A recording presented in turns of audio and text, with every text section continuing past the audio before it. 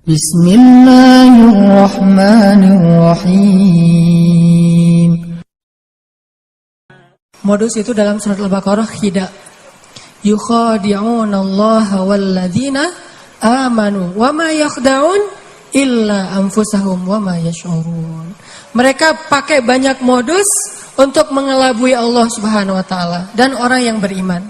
Padahal mereka hanya membohongi diri mereka sendiri. Penyakitnya karena ragu sama Allah Subhanahu wa taala. Ragu tentang apa? Ragu tentang kebesaran Allah Subhanahu wa taala.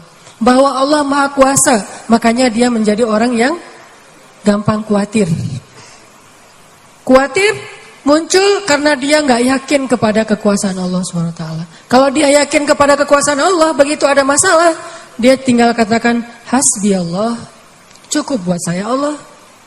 Kalau dia yakin kepada Allah, lalu ada masalah, dia hanya mengatakan la haula wala quwata illa billah, maka selesai semua masalah di dalam dirinya. Walaupun mungkin masalahnya belum selesai, tapi dalam hatinya masalah itu udah selesai. Dan itu awal dari kebaikan. Jadi masalahnya adalah kita yakin gak nih sama Allah. Masalahnya adalah gimana cara kita keep the faith, belajar untuk menjaga terus keimanan dan keyakinan kita kepada Allah Subhanahu wa taala. Kayak misalnya dulu tuh ada orang Yahudi, ulamanya orang Yahudi, namanya Rabi kalau bahasa Yahudi. Dia lagi jalan gitu, lagi touring. Lapar nih, di tengah jalan ngelihat ada orang lagi bakar babi guling. Jadi lagi bakar babi gitu, barbecue. Terus dia ngecium harumnya aroma babi yang dibakar. Jadi pengen, jadi lapar. Dia datang kepada orang yang lagi barbecue gitu. Dia bilang, "A'tini hadas samak." Beri saya ikan ini.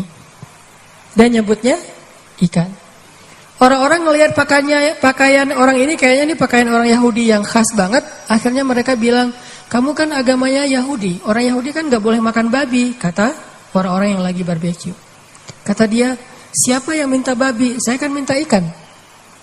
Tapi dia nunjuknya ke arah babi guling itu.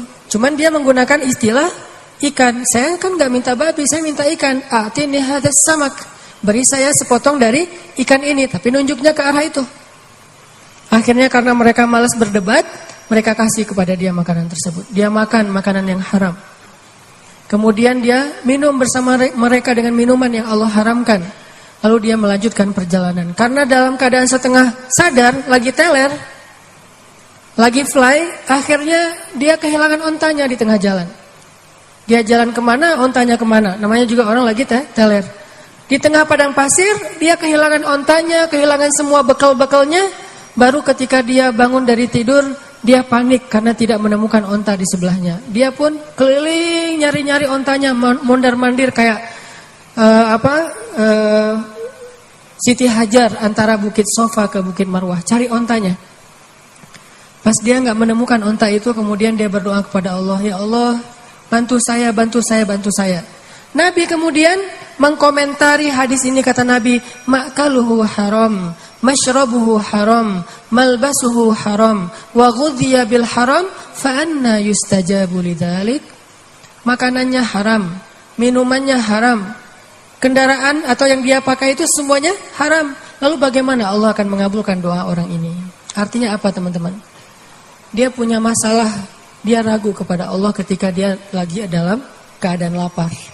Dia lapar, ragu kepada Allah, sehingga dia putus asa, dia makan apa yang tidak boleh dia makan. Ini yang menjadi masalah kita dalam hidup. Dulu ketika Doli ditutup di Gang Doli di Surabaya, salah satu kalimat yang keluar dari teman-teman yang ada di sana apa? Kalau kami nggak boleh kayak gini, terus kami makan apa, gitu kan? Kalau kami nggak boleh kerja kayak gini, terus kami ngasih makan apa buat keluarga kami? Itu penyakitnya. Jadi bukan pekerjaannya, tetapi keyakinannya kepada Allah Subhanahu Wa Taala. Nggak mungkin, nih ya, nggak mungkin nol, nggak mungkin sama sekali ya. Ada orang yang meninggalkan sesuatu karena Allah, terus jadi terlantar dan terlunta-lunta, itu nggak mungkin sama sekali. Bukankah Allah sudah menunjukkan banyak bukti kepada kita? Siapapun yang meninggalkan sesuatu karena Allah, pasti Allah ganti dengan yang lebih baik. Musa meninggalkan Mesir karena perintah Allah, Allah ganti dengan Palestina. Ibrahim meninggalkan Irak karena Allah, Allah ganti dengan Palestina dan Mekah. Nabi Muhammad SAW meninggalkan Mekah karena Allah, Allah ganti dengan keluarga baru di Madinah. Gak mungkin ada orang yang berhijrah meninggalkan sesuatu karena Allah terus jadi terlunta-lunta, jadi susah hidupnya. Gak mungkin, gak ada ceritanya dalam sejarah. Masalahnya ketika dia meninggalkan itu, kadang Allah ngasih dia ujian kecil untuk melihat dia yakin gak sama Allah. Nah, di ujian itulah banyak orang yang patah. Banyak orang yang kemudian jadi seperti bangsa Bani Israel yang mengeluh terus bilang, duh kalau kayak gini mending saya balik lagi aja kayak dulu. Banyak orang yang ngomong kayak gini nih. Mending saya balik lagi aja kayak dulu. Kayaknya hidup saya yang dulu lebih mudah daripada sekarang. Itu yang dikatakan Bani Israel ketika mereka menuju ke Palestina. Ketika mereka di tengah jalan, mereka bilang, tahu kayak gini kita mending balik lagi aja ke Mesir kayak di zaman Firaun. Ternyata sama aja nasib kita di tangan Firaun dengan di tangan Musa. Kenapa? Ragu kepada Allah Subhanahu wa taala. Tidaklah seseorang ragu kepada Allah kecuali akan bertambah keluhan dalam hidupnya. Semakin dia yakin kepada Allah, semakin sedikit dia mengeluh dalam hidupnya. Makanya teman-teman, masalah paling besar dalam hidup kita itu, terutama masalah hati, adalah ketika kita ragu kepada Allah Subhanahu wa taala. Coba nanti teman-teman kalau misalnya lagi santai di rumah, cari-cari ayat tentang kebesaran Allah di dalam Al-Quran. Misalnya yang bikin teman-teman sering galau itu apa? Sebutlah masalah jodoh. Yang sering, bukan teman-teman sih, saya dulu juga kayak gitu. Namanya orang masih sendiri kan galau ya. Saya bisa nikah gak ya? Kayaknya gak ada yang mau deh sama saya. Alhamdulillah Allah karuniakan seseorang yang mau sama saya. Kalau kita lagi galau tentang satu masalah, jalan keluar yang pertama yang harus teman-teman cari itu adalah Allah Subhanahu wa taala. Coba tanya kepada Allah, coba baca ayat-ayat Allah, gimana cara mengobati galau atau masalah di dalam hati kita. Misalnya masalah jodoh. Allah bisa kita baca di dalam firman Allah surat An-Nur ayat 32. Ini salah satu ayat yang bisa membooster teman-teman jomblo fisabilillah. Ini ayat jomblo banget nih. Ayat surat An-Nur surat 24 ayat 32. Apa kata Allah di dalam ayat 32? Iyakunu fuqara yughnihimullahu min fadlih wallahu wasi'un alim. Nikahkanlah orang-orang yang masih sendiri di antara kalian, baik yang merdeka ataupun orang-orang yang budak. Kalau mereka fuqara, apa arti fuqara? Fakir, gak punya apa-apa. Yughnihimullahu min fadli. Allah yang akan mencukupkan mereka dari karunia-Nya. Dan Allah maha luas lagi maha mengetahui. Ini ayat booster banget. Datang ke rumah calon mertua, capture nih ayat nih. Capture dulu ya. Capture. Udah selesai capture, ditaruh paling depan. Jadi pas kita buka HP langsung ayat ini yang keluar gitu. Begitu ditanya kerjaannya apa, tunjukin nih ayat. Kan pertanyaan kedua pasti kerjaannya. Pertanyaan pertama siapa namanya, kedua kerja di mana. Siapa namanya, misalnya sebut nama kita, sebutlah Budi gitu. Oh iya, kerja di mana, masih kuliah atau udah kerja? Udah selesai kuliah Pak. Kerjanya? Pak, ini. Apa ini? Kalau mereka fakir, Allah yang akan mengayakan mereka. Hah? Ngeri juga udah pakai ayat ya. Dan Allah maha luas lagi maha mengetahui Pak. Itu juga saya dengarnya dari Ustadz gitu ya. Oh benar juga nih ayat ya. Terus gimana anak saya kasih makan apa? Allah yang kasih makan bukan saya. Anak bapak dan saya, bapak semua kita nih pemakan rezeki, bukan pemberi rezeki. Nggak ada satupun kan di antara kita pemberi rezeki. Semua kita ini pemakan rezeki, pemberi rezekinya Allah. Dan ini ayat modal saya banget untuk nembak si dia. Kan saya dulu nikahnya nikah ngutang, maharnya aja ngutang ke sebelah. Tapi bilang ngutangnya jangan pas awal, nanti aja kalau udah deal baru ngutang. Udah setuju nih, kita nikah ujung-ujungnya, boleh utang dulu. Ternyata Allah mudahkan setelah itu. Justru setelah saya nikah tuh kan dulu saya kerja nggak jelas ya, memang nggak punya kerja sih, bukan nggak jelas.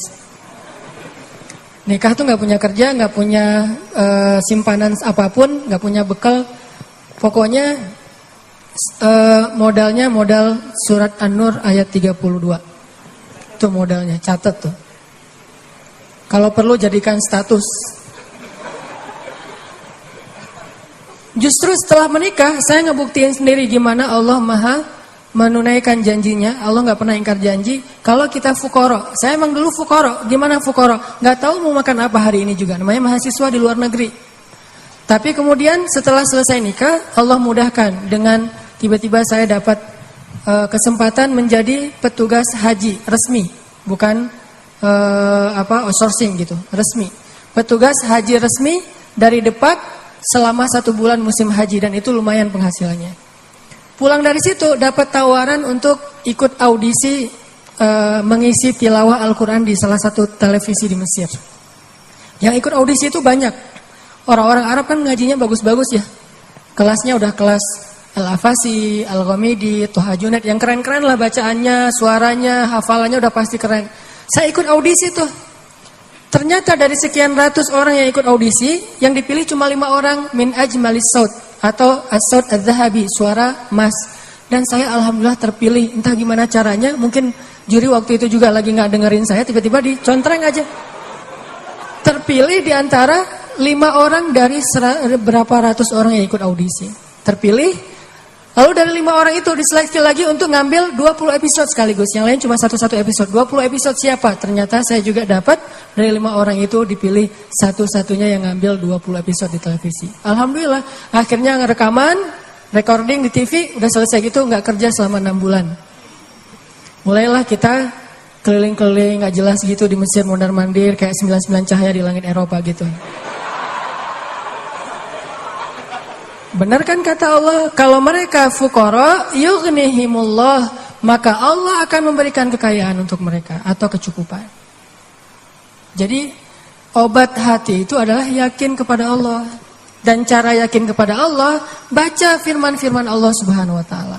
Allah berjanji di dalam banyak ayat untuk bisa menjadi iman, menambah faith, menambah keyakinan di dalam hati kita. Tinggal kita baca aja.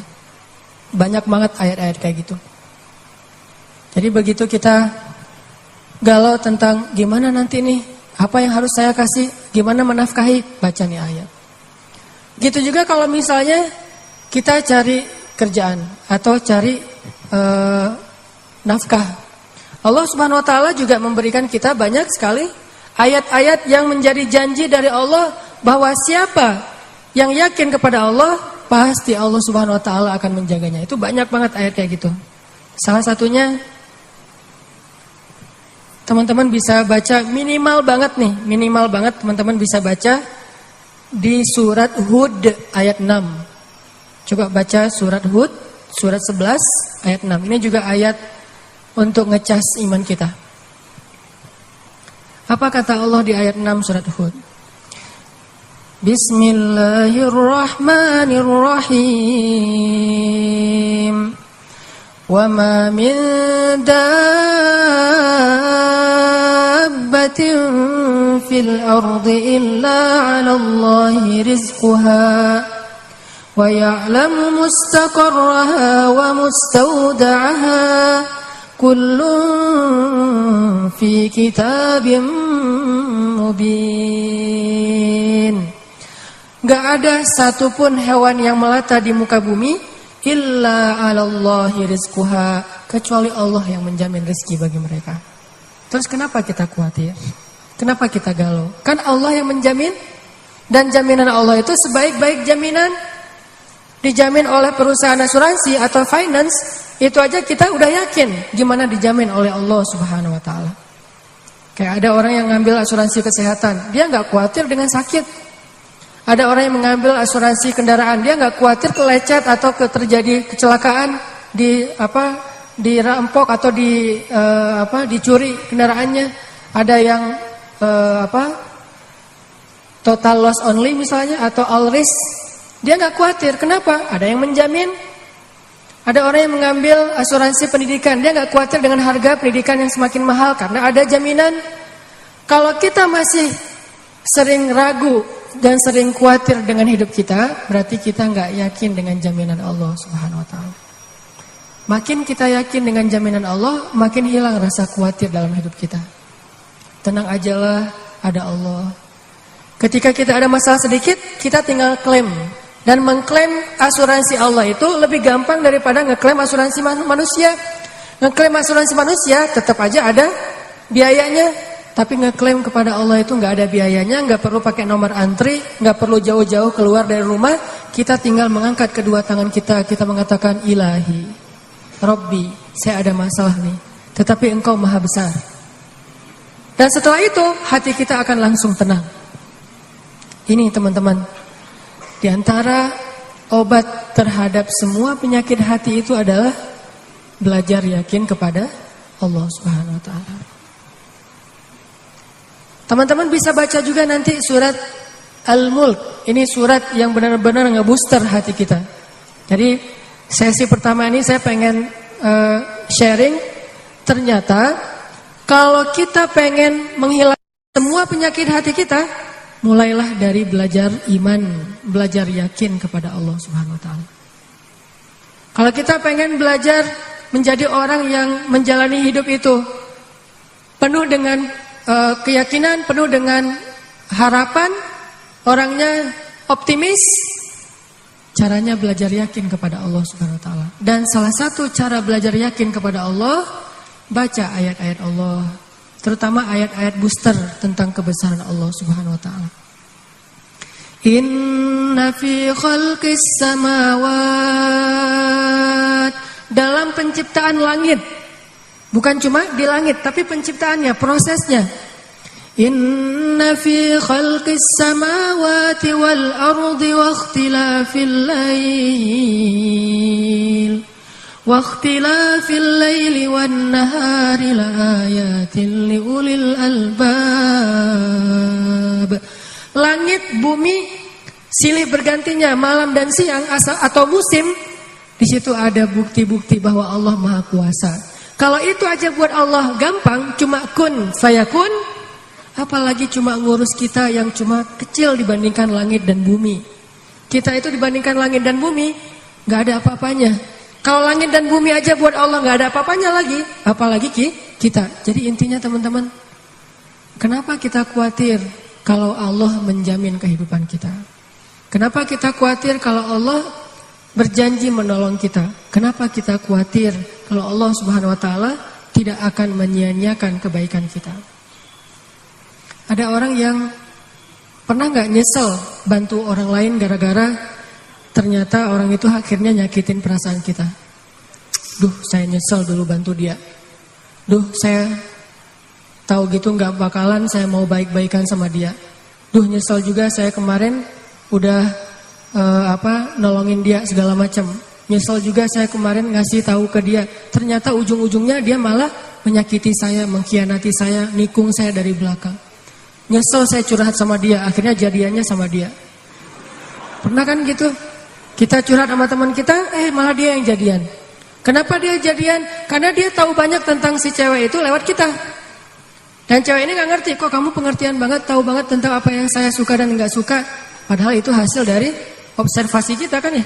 Kita udah observasi sekian lama, udah gitu kita curhat, dia tinggal ngambil hasil skripsi kita tentang si cewek ini nih. Dia pelajari, oh curhatnya berarti dia gak suka ini. Warna kesukaan dia ini, akhirnya ngasih kado ulang tahun warna yang dia suka. Jadian sama teman yang kita curhatin. Gimana? Apakah kita merasa amal kita jadi sia-sia? Enggak. Kalau kita bertransaksi dengan makhluk, mungkin sia-sia. Tapi kalau kita berdagang dengan Allah, nggak ada yang sia-sia, sehingga tetap tenang. Lagi-lagi baliknya ke Allah Subhanahu Wa Taala. Begitu kita merasa dikhianati, disakiti, ditikung, dianggap bukan siapa-siapa, nggak ada apa-apanya, kita tinggal mengatakan hasbiyallah. Bagi saya cukup balasan dari Allah Subhanahu Wa Taala.